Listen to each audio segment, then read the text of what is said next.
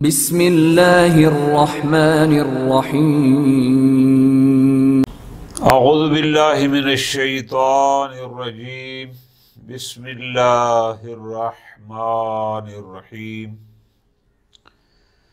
वक़ाल अलैहिस्सलाम अअजज़ुन्नासि मन अजज़ा अन इक्तिसाबिल इख़वान। लोगों में बहुत दरमांदा वो है जो अपनी उम्र में कुछ भाई अपने लिए हासिल न कर सके। व आजज़ु मिन्हु मन ज़य्या मन ज़ाफ़िरा बिही मिनहुम। और इससे भी ज्यादा दरमांदा वो है जो पाकर उसे खो दे।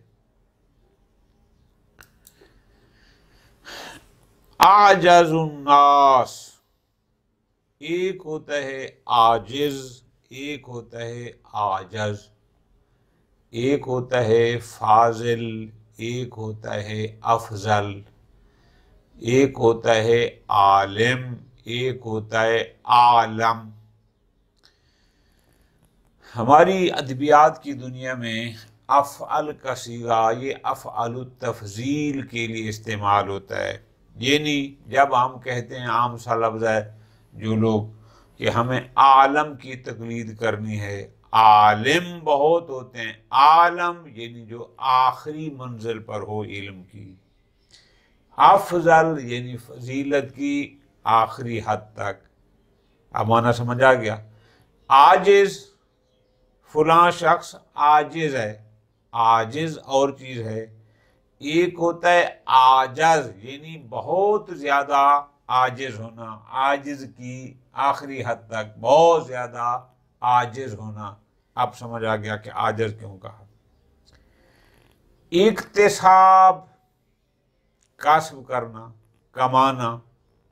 लुग़वी माना होता है कसब करना, मुराद क्या यानी हासिल करना। इख़वान, ये अख की जमा है, अख जिसको आप भाई कहते हैं उसकी जमा है। दूसरा इसमें लफ्ज़ इमाम अलैहिस्सलाम ने इस्तेमाल फरमाया ज़य्या। ज़य्या यानी शय को ज़ाय कर देना। ज़ाय जहाँ मुराद ये होगा कि उसको यानी वो शायद तुमसे फाकित हो जाए। दूसरी उर्दू में आसान तर्जुमा होगा यानी उसको खो देना। ज़ाफ़िरा, ज़फ़र का माना होता है कामयाबी, ज़ाफ़िरा कि जो कामयाब हो जाए। अब जरा गौर करो, फरमाते हैं आजज़ुन्नास, लोगों में आजिज तरीन शख्स वो है मन अजज़ा अन इक्तिसाबिल इख़वान, जो भाई बनाने से, जो दोस्त बनाने से, जो दोस्तों को हासिल करने से आजिज आ जाए। जरा गौर करना, दोस्त कैसे बनते हैं। आप किसी को खंदा परेशानी से मिलेंगे, वो आपकी तरफ दोस्ती का हाथ बढ़ाएगा। आप किसी की खुशी में शरीक होंगे, वो आपकी तरफ दोस्ती का हाथ बढ़ाएगा।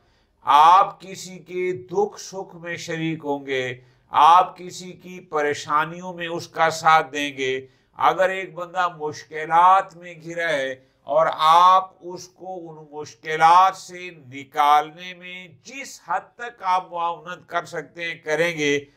ये वो सारी चीजें हैं जिससे लोग आपके दोस्त बनेंगे, लोग आपसे मोहब्बत करेंगे, लोग आपके करीब आएंगे। लेकिन आप किसी को खाली मुस्करा कर मिल ही नहीं सकते। आप किसी बंदे से खाली मीठी जुबान से बात ही नहीं कर सकते। ना आप किसी की खुशी में शरीक होने के लिए तैयार हैं, ना आप किसी के गमी में उसके साथ शरीक होने को तैयार हैं, ना आप उसकी परेशानियों को दूर करने में कोई उसके मुआविन बनने के लिए तैयार हैं। तो फिर कोई क्यों आपका दोस्त बनेगा। इमाम अलैहिस्सलाम इस जुमले में ये फरमा रहे हैं कि आजज़ुन्नास, आजिज़ तरीन शख्स, दरमांदा तरीन शख्स हुए कि जो इस दुनिया में रहते हुए अपने भाई न बना सके, दोस्त न बना सके। अब इससे दर्श क्या मिला? इसका मतलब है इस्लाम इस बात का तकाजा करता है कि हमने इस मुआशरे में रहते हुए तन्हा नहीं रहना। कल भी इस पर बात हुई थी। इस्लाम रहबानियत को पसंद नहीं करता। इस्लाम ये चाहता है कि हर बंदा और लोगों को दोस्त बनाए, अपना करीबी बनाए, कास्म करे, यानी दोस्तियां, दोस्त भाईचारा बनाए, कायम करे। क्यों?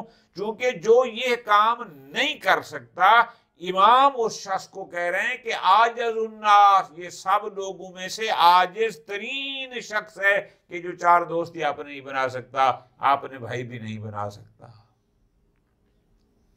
और फिर अगले जुमले में फरमाया वह आजाज़ो मिन्हो, एक तो ये बंदा दरमानदा तरीन है, आजिज तरीन है, गिया गुजरा है, जो इस मुआशरे में रहते हुए चार दोस्त नहीं बना सकता। फरमाते हैं इससे एक और बंदा भी है जो इससे भी लो कैटेगरी का है, जो इससे भी पस्त है। अच्छा, वो कौन है?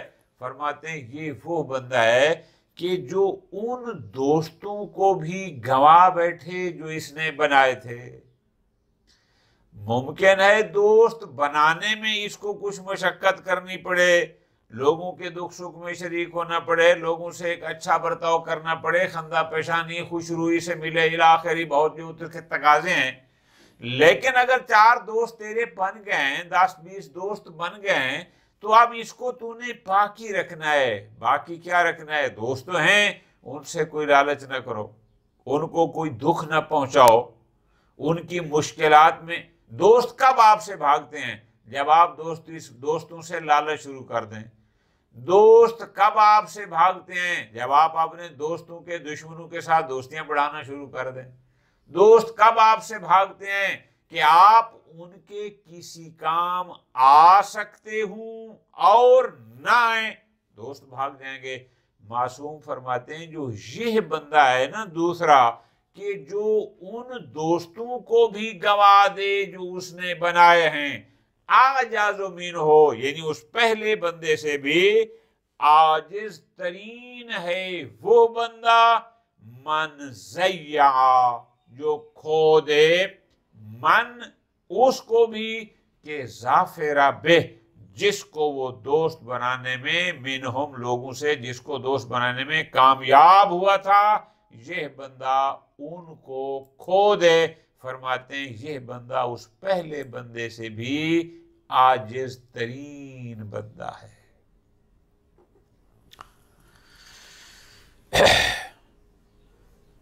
क़ाल अलैहिस्सलाम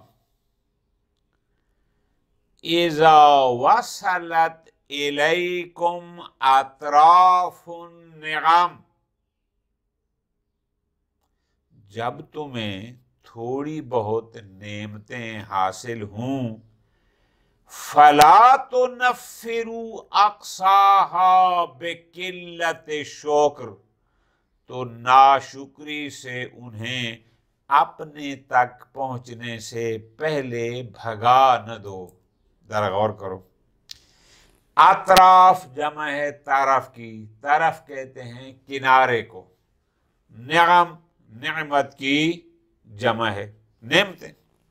खूब, अतराफुन निअम यानी नेमतों का किनारा। क्या? यानी इब्तिदा के अभी नेमतें तेरी तरफ आनी शुरू हुई हैं। आगे वजाहत करता हूं। अगला जुमे ला तो नफ़िरू, यानी उनको अपने से दूर ना करो। अक्साहा, अक्सा बमाना आप करेंगे आबाद के, यानी आखिर के, उनके आखिर को, बेकिल्लत शुक्र। अब इसकी वजाहत मौला फरमाते हैं इज़ा वसलत इलैकुम अतराफुन निअम, कि जब तेरे पास, तुम्हारे पास पहुंचने लगे, अतराफुन निअम, नेमतों की इब्तिदा।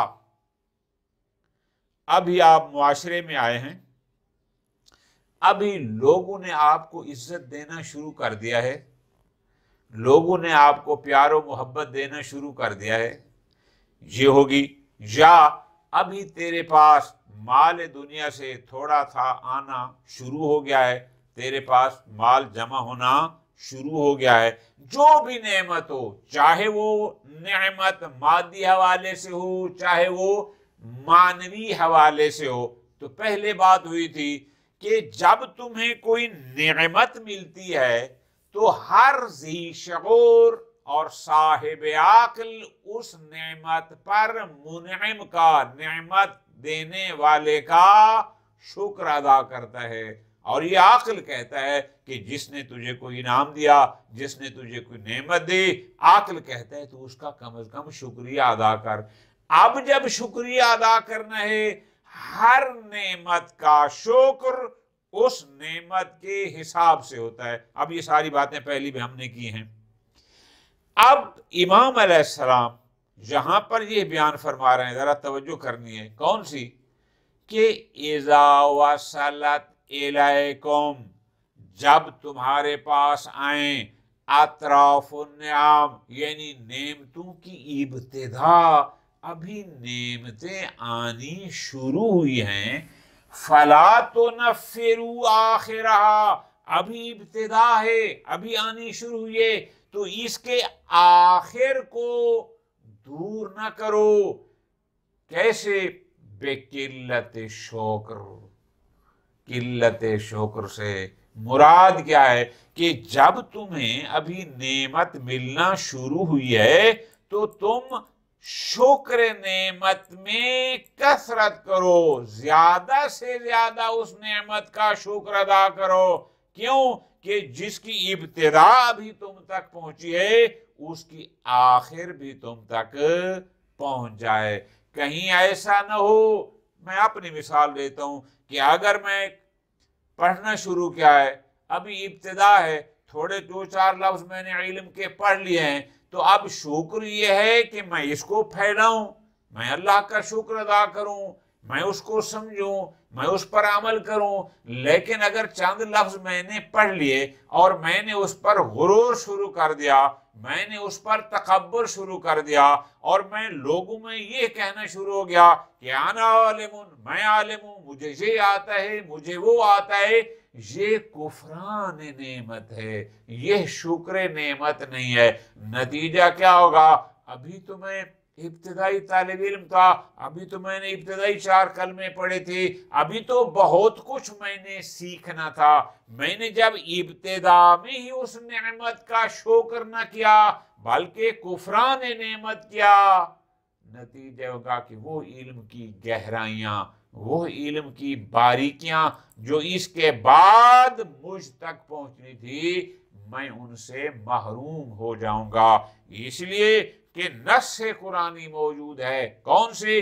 ला इन शकारतुम ला अज़ीदन्नकुम, यानी तुम मेरी दी हुई नेमतों का अगर शुक्र अदा करोगे तो मैं उसमें इजाफा करता जाऊंगा, और अगर तुमने उन्हीं का शुक्र अदा न किया और तुम कुफरान नेमत में चले गए, फिर तुम्हें उस नेमत में इजाफा ना होगा।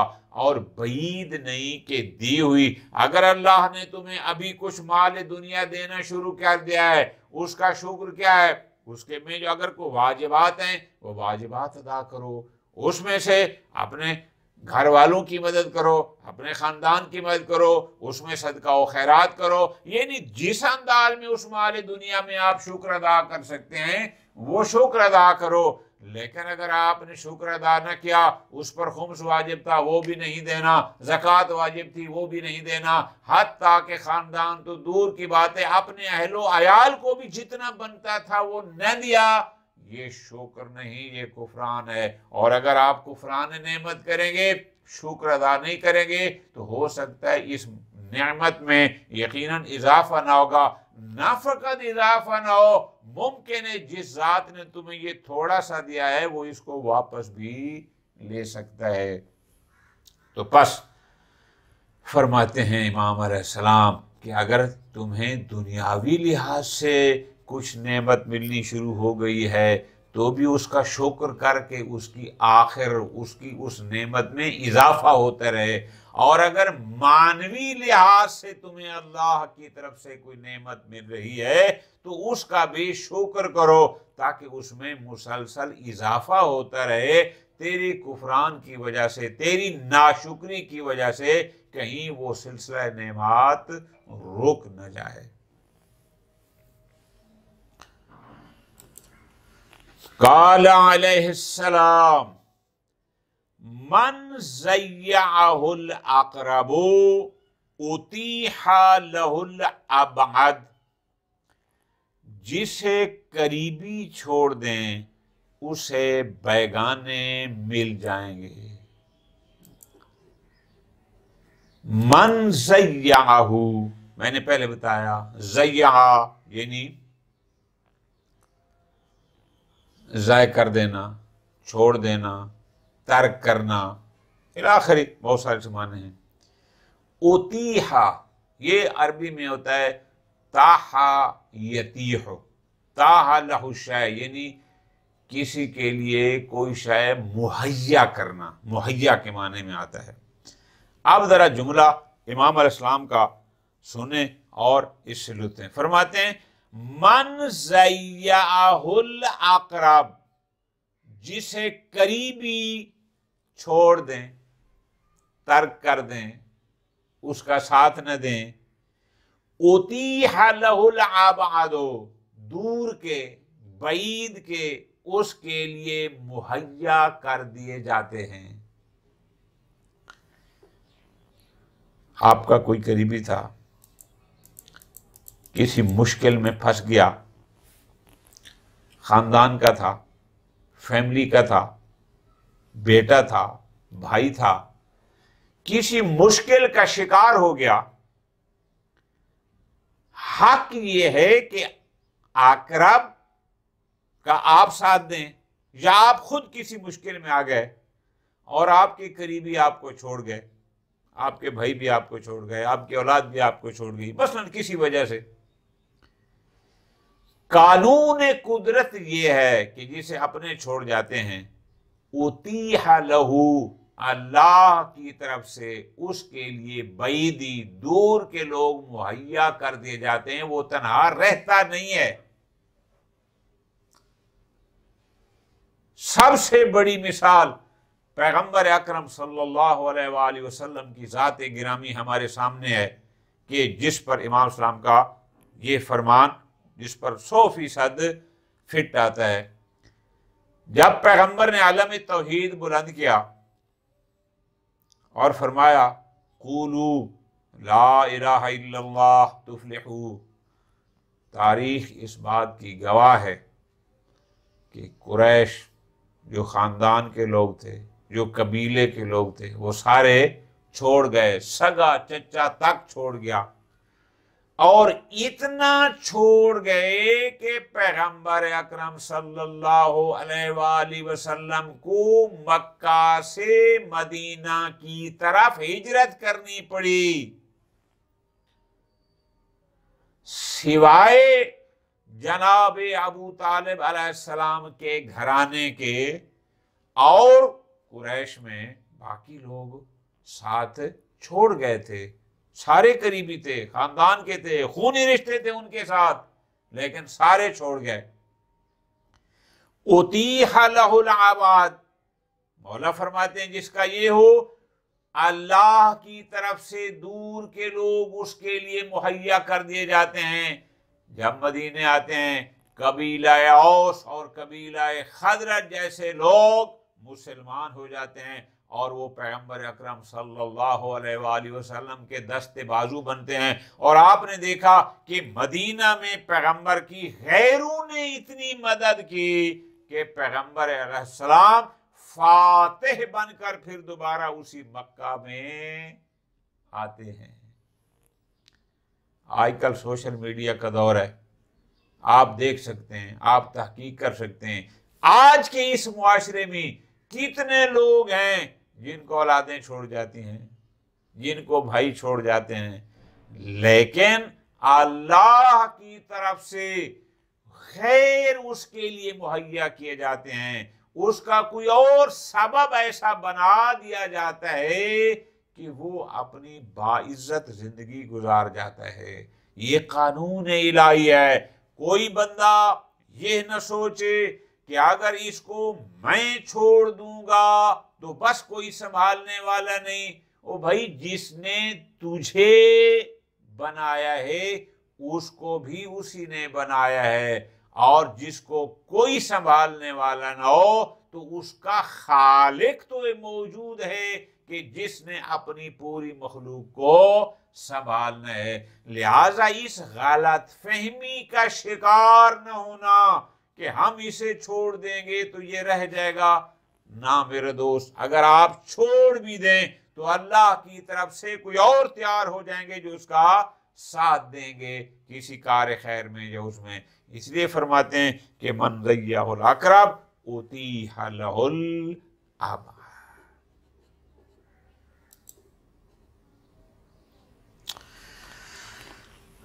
क़ाल अलैहिस्सलाम मा कुल्लु मफ्तूनिन युआतब, हर फितना में पड़ जाने वाला काबिले इताब नहीं होता। मफ्तून जो फितने में पड़ जाए, यानी जो शख्स हिदायत से दूर हो जाए, हिदायत से रह जाए, उसको मफ्तून कहते हैं।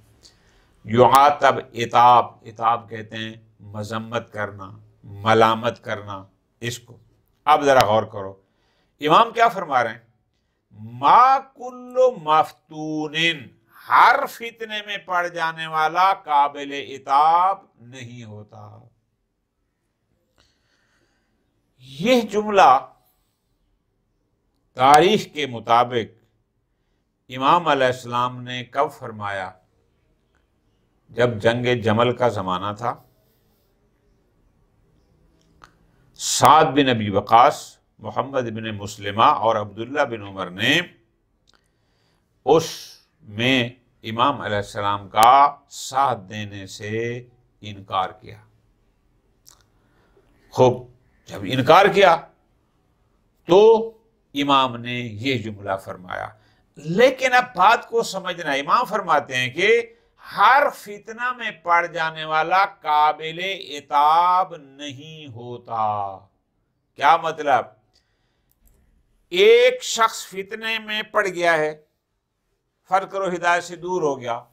एक ऐसा है कि अगर उसको सरदनिश की जाए, उसको लानत मलामत की जाए, उसको समझाया जाए तो वो उस फितने से निकल आता है।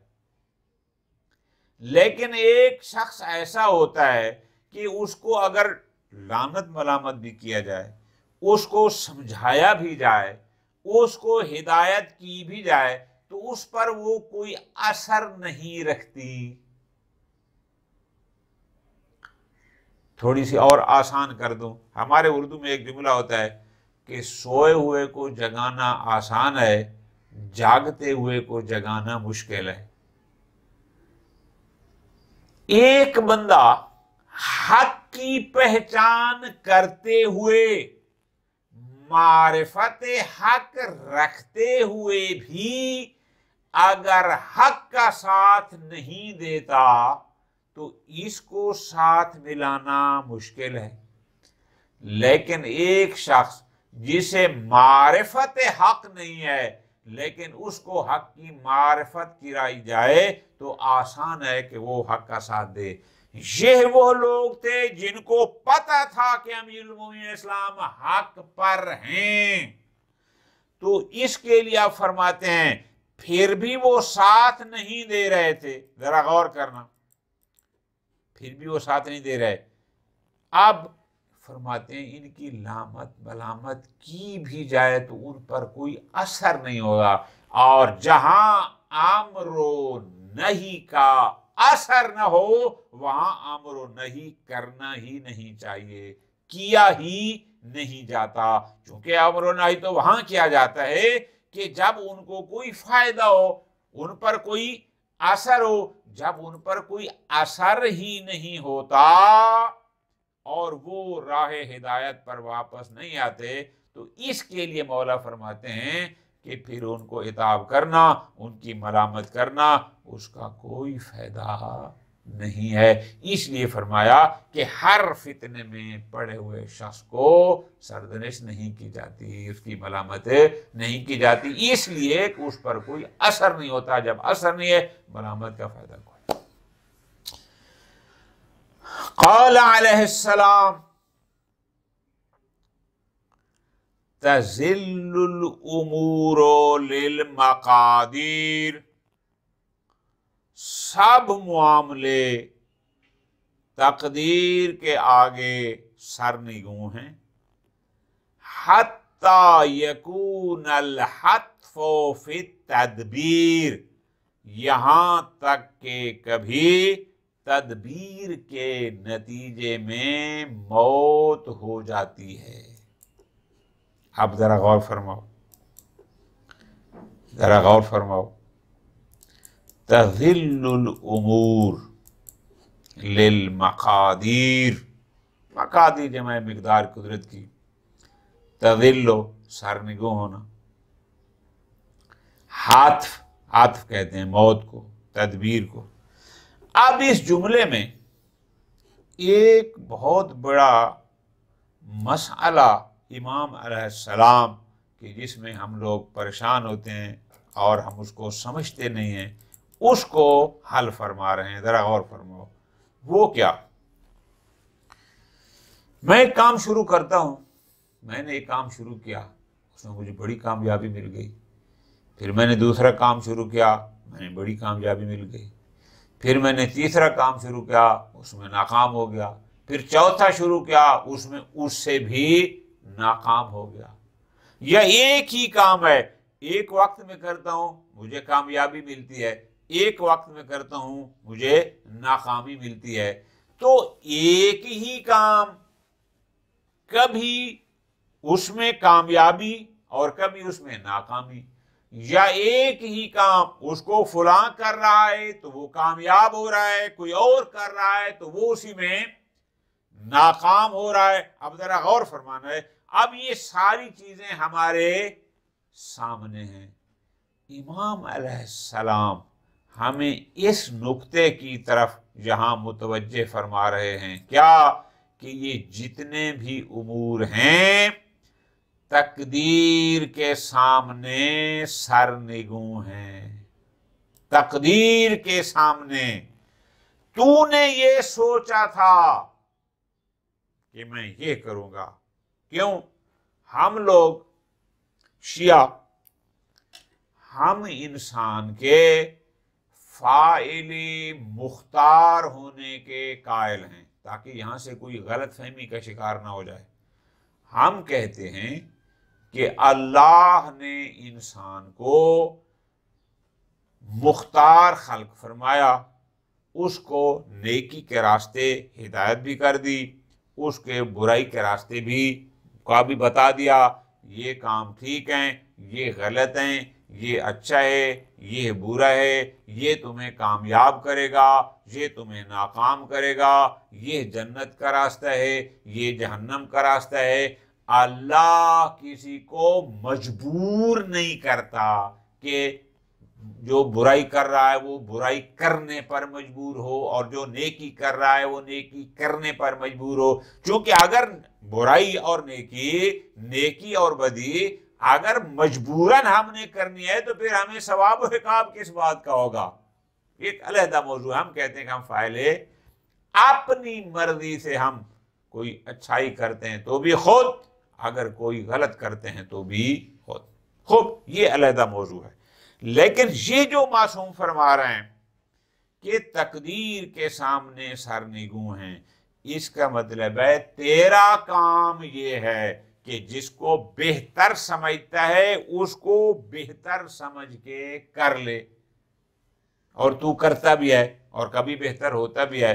लेकिन बसा औकात जिसे तू बेहतर समझता है वही तेरे हक में नुकसानदेह होता है। तदबीर तूने ऑपरेशन इसलिए करवाया था कि मुझे सेहत मिल जाए, वही ऑपरेशन तेरी मौत का सबब बन सकता है। तूने एक डॉक्टर का इलाज कराया था, बहुत कामयाब डॉक्टर है, बहुत बेहतरीन है, लोग बड़ी तारीफें कर रहे हैं, तू इसलिए गया था, मुमकिन है उसके पास जाना और उसकी कोई डोज गलत हो जाए और वही तेरे मौत का सबब बन जाए। लिहाजा इस गलत फहमी में भी न रहना कि हम जो चाहें कर सकते हैं, ना, ऐसा भी नहीं है।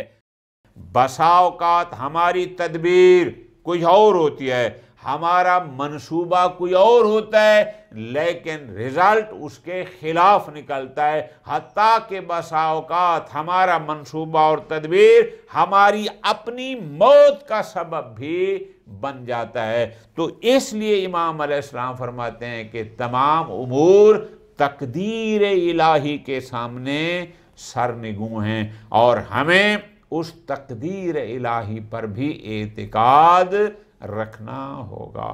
वसल्लल्लाहु अला मुहम्मदिन व आले मुहम्मद।